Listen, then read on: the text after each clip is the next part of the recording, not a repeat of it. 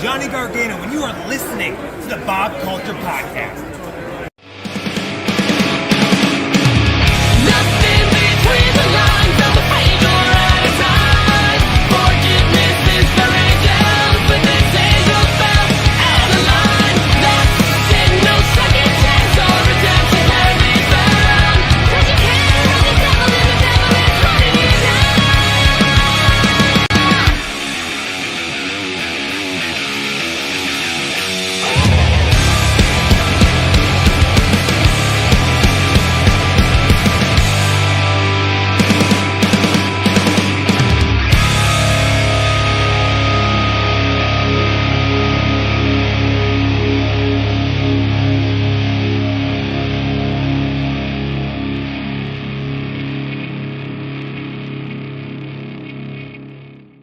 All right, ladies and gentlemen, welcome into a very special Majesty of Pro Wrestling edition of the BCP Shameless Promo, brought to you by this handsome guy down here, Daniel Parker and Parker Kane Promotions. Ladies and gentlemen, please welcome to the show, ahead of her appearance at WrestleCade Black Friday weekend. Check them out. She's doing Ladies Night Out. She'll also be signing with Parker Kane Promotions. But more importantly, not to bury the lead here, ahead of her match tomorrow at NWA Hard Times 3 in the triple threat action against Chelsea Green.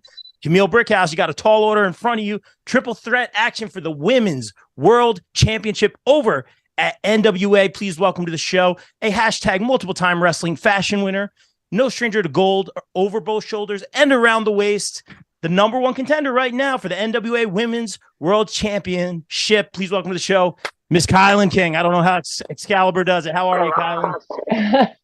I was about to say that was a really long intro. I think that's the longest intro anybody's ever given me before. Well deserved. Thank you so much for taking the time. We've really been wanting to talk to you since you've really been killing it on AEW Dark the past couple of years.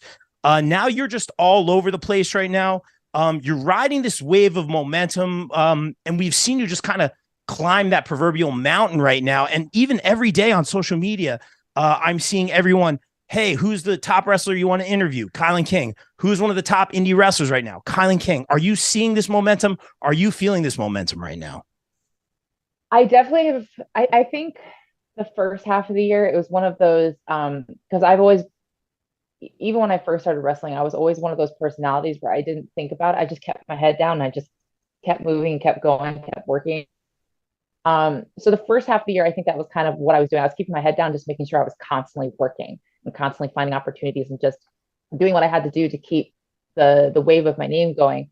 But it wasn't until I think like 2 months ago, my boyfriend sat me down because I was going through like this wave of like, it's not enough. I'm not doing enough. And he just sat me down and he's like, do you realize that in the last year, you've done more with your career than some wrestlers have done in the last decade?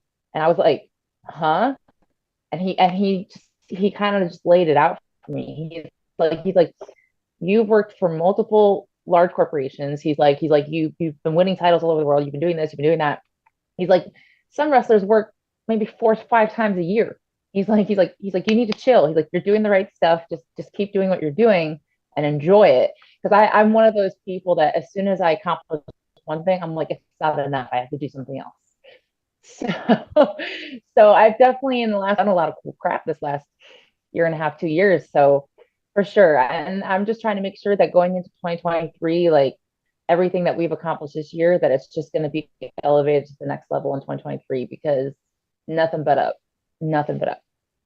I love that. And I can relate on the level that I am not an in-ring performer. I give you guys and gals so much credit, but I do date a wrestler, and every weekend it's the miles, it's the neck, it's the lower back. I saw you post something, and we've had those same conversations like, oh man, there's so much give and take, like the miles, that what it puts on your body, the miles on your body, the proverbial bump card.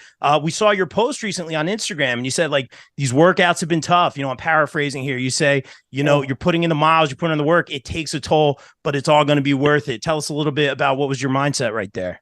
I was always a big workout freak. I loved lifting. I did powerlifting for whatever I could study and just get my hands on to wrestling for a certain period of time. The way you train more.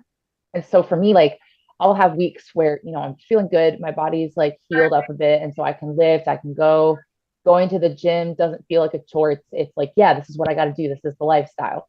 But then there's weeks like this week where it's like I have a really long, amazing weekend of matches. You know, I bust my butt. I get in the ring with some incredible talent, and you know, we have bangers. We put each other through hell, and it's great. But then you get home and you have a whole week of, oh, I got to keep training so I can do this again next weekend. And your entire body is just saying, mother effort, like, can you not, like, can you please just chill and lay down for like 20 minutes and just let me rest?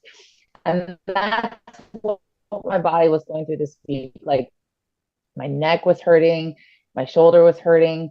And it's not even just the physical pain, like it's the mental part of it too, because I always I always joke that it's really hard to describe the mental exhaustion you feel when you get back from a loop, because like you put, first of all, I drink way too much caffeine when I'm on these loops, so by the time I get back I have to detox from that, and my whole body's just like,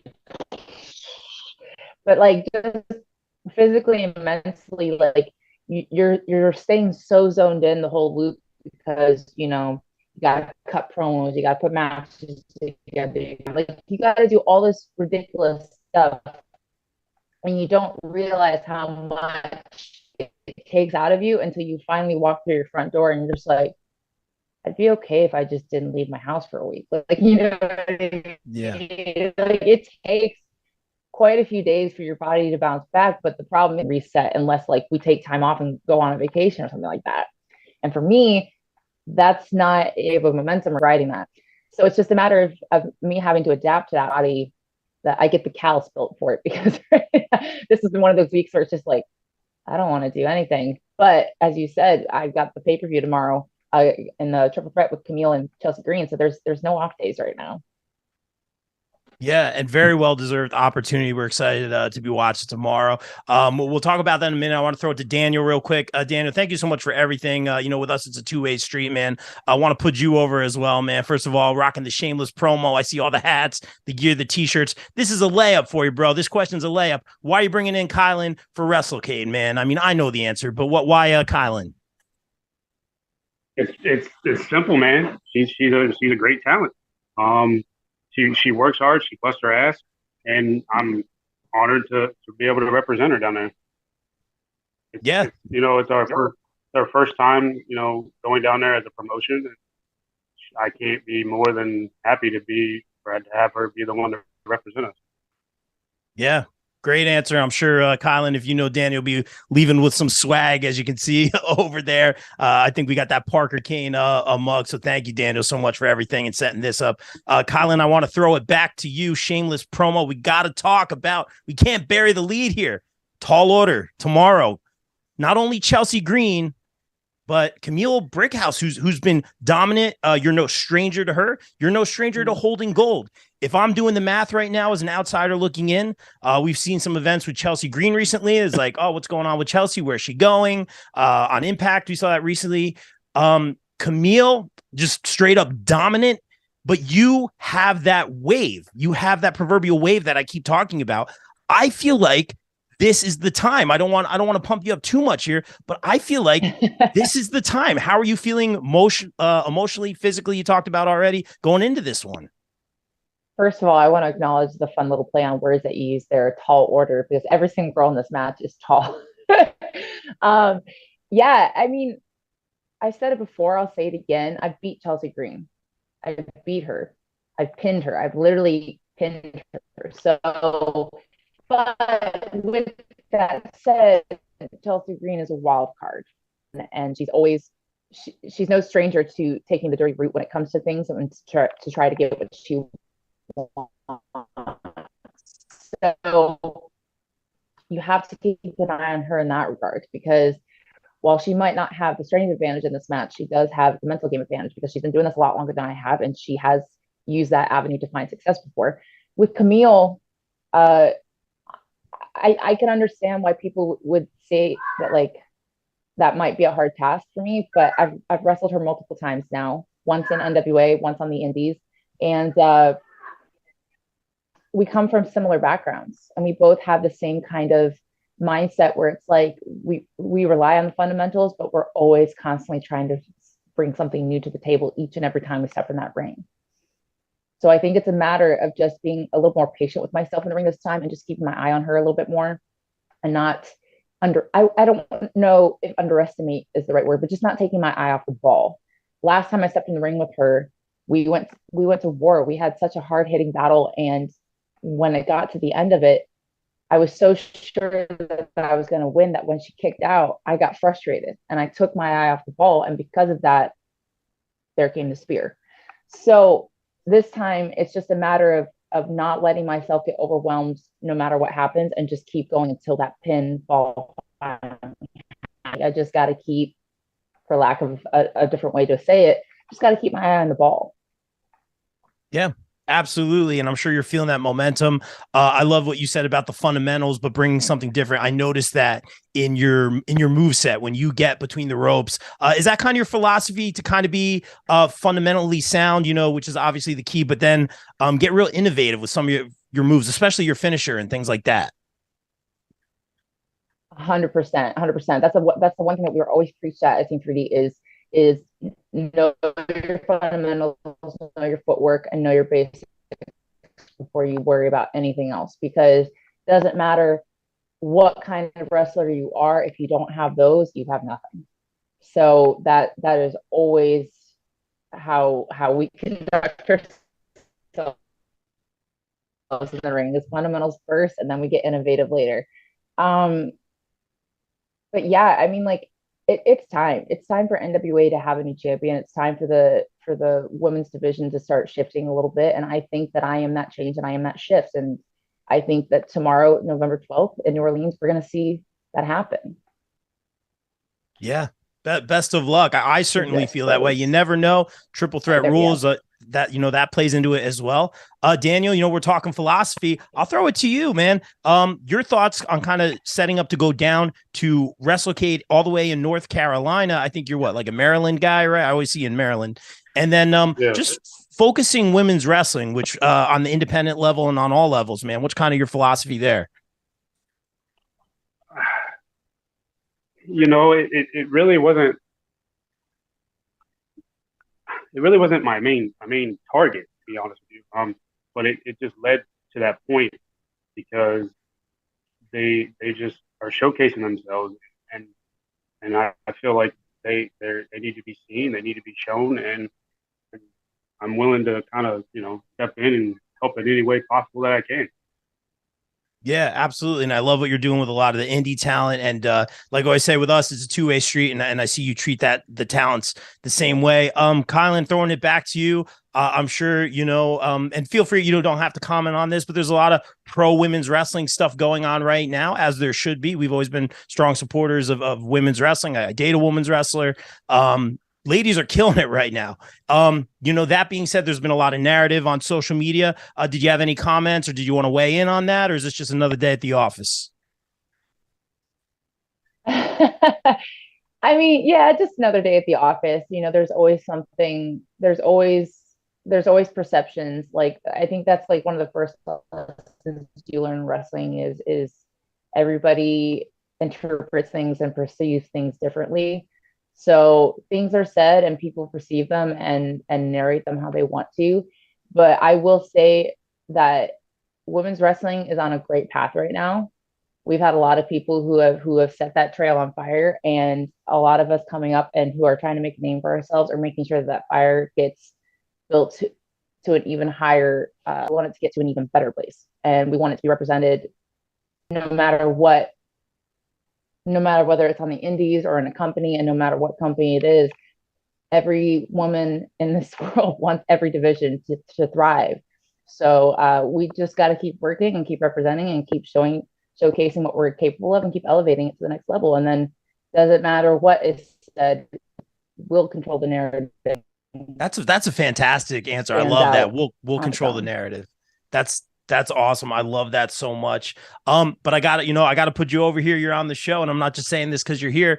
Our friend Sam Laterna is talking to Lita, and she's mentioned some wrestlers that she's got her eyes on lately, and she says KiLynn King. We're seeing Mercedes Martinez one of the premier world women's champions on the planet right now, calling you out, or not calling you out, but friendly, saying, hey, let's fight. I'll defend my championship. I mean, they're coming to you at this point. I mean, what is that like for you?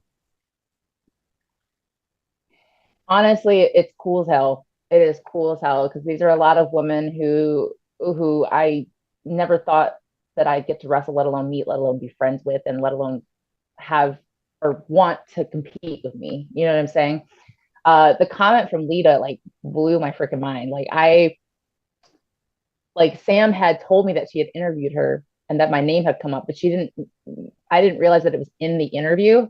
So when she finally posted the interview online and I saw it, I was like, of all the people that woman could have named, because she just said in general on the indies, like, who are you keeping an eye on? She could have named so many people, and she named me, and I was like, holy crap, that's so cool. But it's just like I loved watching her, and so just knowing that my name is on her tongue, like that was really incredible. And Mercedes is one of the OG badasses in the world. So I would absolutely love to have that match. She's actually been like anytime I post any kind of thing, she always tags me and says like, "Yo, promoters, what's up? Let's make this happen." So I'm like, "Damn, this girl wants to wrestle me. Let's go!"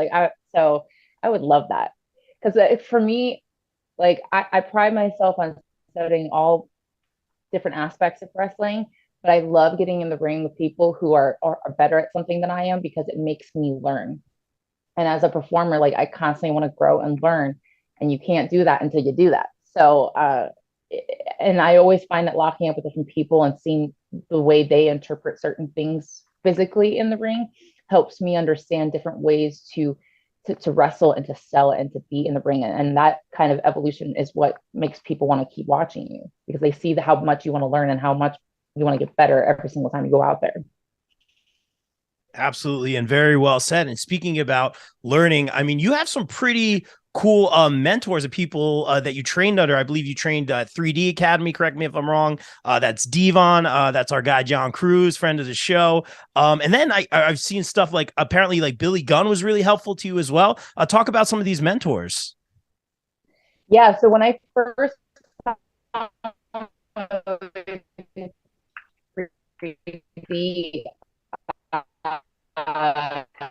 I met Bubba first, and I had my like little like I don't know. He gave me the tea. He's like, hey, this is what it takes. This is how much it costs. Blah blah blah. So I met him first. Like a month or two later, I signed up, and then I trained with Devon and John Cruz mostly at first. But then Devon got rehired to WWE, so they needed somebody else to come in, and that was around that time. John Cruz was like blowing up on the indies. He was like working a lot, so he couldn't always be there.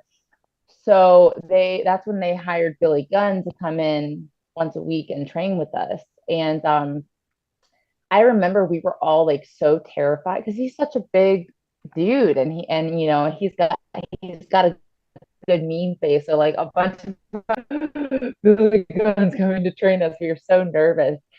But I remember when he came in, and this other guy, Treehouse Lee. I don't know if you know if you're familiar with Treehouse. He put us in a drill together, and it was like this ridiculous like 15-minute drill. You're not familiar with Treehouse? No. Look him up. Is that like I know a lot of the Northeast guys. He trained with me at 3D. Okay. I'm not really sure where he is right now. He's kind of like he kind of shows up, does a bunch of matches, and then kind of disappears for a while. He's very much a gypsy, like he's always on the road, like doing different stuff. Okay. But he's an incredible talent. He's very innovative. But he was putting him and I through, and this is in like a room in the back of a power gym that has no AC and only has one door to ventilate air into this room. So it's blazing hot midsummer in Florida. And we're doing this 15-minute drill and we're dying. We finish it, and Billy stands up and he's got like his mean mug face on. He's just like, so like that was great, but are you gonna be able to wrestle now? And I looked at him and I was like, why? You want to get in the ring and go? And he just like he cracked a smile. He thought it was great because I was like, I'm not intimidated by you. Let's go. Like I want. Ever since then, like I just felt so connected to him, and he became like my big wrestling dad. So and he truly like I learned so much from him because he was one of the minds that spent a lot of time with me. Like I always say that you learn something different from each trainer you have, but sometimes you have that trainer who speaks to you in a certain way that your brain just gets it. And the way Billy spoke to me, my brain just got it. So I spent a lot of time with him, and he really looked out for me. There was times where I couldn't afford my car anymore, so he would pick me up and take me to school. Uh, when we started shows on the indies, he would let me tag along with him and his sons to a couple shows so I could be promoters and learn how to run table and sell merch and stuff like that. And of course, the biggest of all, like he's the reason I ended up in AEW. Like when COVID happened, it looked like my wrestling career was coming to a screaming halt. I owe a lot to Billy in my career and John Cruz as well, because like even after I was in, like if I had any questions about matches and stuff and just trying to try new things, like he would last couple of years, I've done a lot of training with Dustin at AEW, and then of course in South Florida I trained with Gangrel a lot. So a lot of different minds that I've got to pick from. That's awesome. Really, really great names. And then that's why you're killing it right now. Number 80 in the world for the women, one of the top wrestlers in the world, period. Daniel, I want to throw it to you, man. Obviously heading down to WrestleCade, North Carolina. Got to put that over as well. Tell us what else you got going on down there. Who else you're bringing in? What are your plans now for North Carolina? Yeah, man. So it's like I said, it's my first time down there to join this convention. But yeah, so we have Christina Marie coming, obviously KiLynn King. We just added Lady Frost and Savage Benjamin. Love them. I'm also adding Emily J, the Stunner, coming in as well. I'm working on one more person in the works. I'm working on one more person. I ain't gonna give that away yet. So all right, it was worth a shot. It's worth a shot. I got a shout out. We love Savage Gentleman and Lady Frost. Like I always say, more flips in the morning shift at IHOP. KiLynn, I want to throw it to you because I love your journey right now. It's good to be you. Yeah, it's a lot of hard work. It's a lot of miles, but it's a good problem to have. You're all over the place. I almost equate it to like, this is a bad example, but like LeBron, when he went to the Heat and he would say, oh, he went to college and all that stuff. I feel like you're going to college. You're going to all these different schools. You're dipping your toes in all the water. Is that kind of your philosophy right now? Because you're increasing your stock everywhere you go. Is that how you kind of feel right now? Absolutely. So it kind of started because during COVID, I became so regular at AEW that I think a big part of my brain thought that I was going to end up there permanently. And then when the contract never came or the conversation never happened, this narrative started with my name, like, oh, poor KiLynn, like, why won't they give her a contract? Why won't they give her a contract? Yada, yada, yada.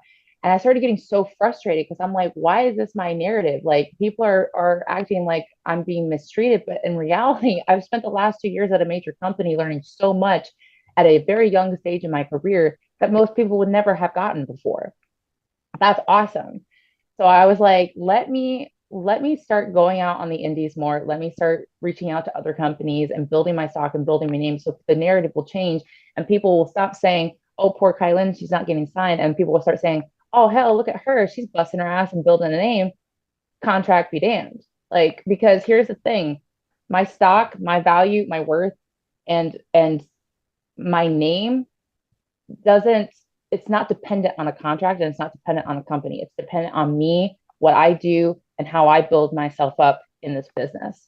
So does that mean that I'm ungrateful for any opportunities that I've ever had? Absolutely not. I am grateful to Tony Khan. I'm grateful to Billy Corgan. I'm grateful to all the trainers and all the people who are constantly looking out for me and helping me and connecting me and helping me grow. But at the end of the day, a company and a contract, like I just said a second ago, it's not what bases my value. You know what I mean? So that was kind of what this past year has been. I wanted to make sure that my name and my face was popping up everywhere. That way people wouldn't be focusing on the narrative of why isn't she signed to AEW? They would be focusing on the narrative of where's she going to show up next because she's everywhere. And that's what I wanted. And I feel like I've done a pretty good job of getting that ball rolling. So I love that answer, KiLynn. Very positive. And I think you even see, we talked about it earlier, social media. It's KiLynn King. It's KiLynn King. It's KiLynn King. You got to be feeling that. That's a good way to go into your match tomorrow. I want to be respectful of your time, but KiLynn, we always like to ask this one. This is a fun question we ask everyone. Say you do get that big pay-per-view entrance, Mania entrance, wherever it is, with the live band playing. What band or artist plays you down to the ring? Oh my gosh. Okay. So I have like bajillion answers to that question, but for the sake of time and because it's the first thing that popped in my head, I would probably pick the band In This Moment. Okay. Yeah. I've seen them a few times. Sure. Very theatrical. They're very theatrical. They have an incredible repertoire of songs, and they are so good at openings of songs. Like really building, like starting off on a good note and building the drama. Like there are so many songs of theirs that I always thought about coming out to, but I didn't want to have like, there's always the running joke that like, oh, it's an indie song because it takes like a whole minute for the song to hit before somebody walks out. So I didn't want to be that person. So I never used one of their songs because I'm a big believer. Like I have to wait for that beat to drop or that note to hit before I walk through the curtain. So I always try to find a song that's like quick and to the point. Thank you. But if I had my big WrestleMania entrance and if I had to have like a big dramatic opening, it would probably be In This Moment because their songs are sick and they always have killer openings to their songs. That's a great answer. And that would be a great performance, just the theatrics. I popped so big when you said the long 1 minute intro because I'm like, guys, we got to get rid of these 20-second, 30-second curtain shots here, guys. We got to do something. So true. It's so true. And there's nothing more awkward for a camera person when they're like sitting there in front of the camera and they're waiting for the wrestler to come out and like the whole 2 minutes has gone by. It's the worst. And not to mention some promotions, like your time it's very limited. So get to the freaking ring. Oh man. That's amazing. KiLynn is now my new favorite wrestler, ladies and gentlemen. Before we get out of here, guys, we are all about the shameless promo. Daniel, I want you to talk all about WrestleCade, talk about social media, where everyone can follow you. Get the merch. Talk about the merch, man. I'm seeing a lot of good stuff here. I like the hats. Yeah, man. So apparently I seem to come out with all kinds of things differently, but the hats finally came in. TJP Promotions got Parker Kane Promotions. I got some lanyards coming. I got some pop sockets still coming. Got the shirts still going. So yeah, we're gonna do WrestleCade as our first time out. But yeah, we can find me on Facebook at Parker Kane Promotions, Twitter at PK_promotions_, or Instagram at Parker_Kane_promotions. Awesome, man. You do great work. We appreciate you. We appreciate you taking the time and having KiLynn here as well. We are not worthy, KiLynn, before we get out of here. And everyone already knows, but where can everyone follow you, get the merch, all that good stuff? Social media is super easy. For both Twitter and Instagram.